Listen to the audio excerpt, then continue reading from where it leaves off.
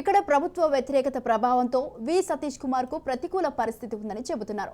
ఇక్కడ కాంగ్రెస్ కు కొంత సానుకూలత పెరగడంతో మాజీ ఎంపీ పొన్నం ప్రభాకర్ కు విజయ అవకాశాలు మెరుగయ్యాయని అంటున్నారు.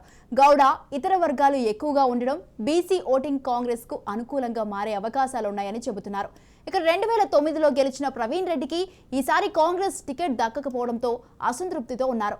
ప్రవీణ్ నుంచి ప్రభాకర్ కు పూర్తి సహకారం అందితే గెలుపునకు ఢోకా ఉండదని అభిప్రాయం వ్యక్తమవుతోంది. బీజేపీ టికెట్ పై బొమ్మ శ్రీరామ్ చక్రవర్తి పోటీ చేస్తున్నారు. ఇక ఈ విషయంపై పూర్తి సమాచారాన్ని మా ప్రతినిధి అందిస్తారు. నుండి ఈటెల రాజేందర్ పోటీ చేస్తున్నారు. గతంలో వరుసగా 7 సార్లు గెలిచినటువంటి ఈటెల రాజేందర్ ఈసారి చూసినట్లయితే ఏ రకంగా ముందుకెళ్తారు అనేది చూడాల్సి ఉంది. ఇక యువనేత ఉడతల ప్రణవ్ బాబు ఇక్కడ నుండి కాంగ్రెస్ అభ్యర్థిగా పోటీ చేస్తున్నారు. మరోవైపు బీఆర్ఎస్ నుండి అభ్యర్థిగా కౌశిక్ రెడ్డి పోటీ చేస్తున్నారు.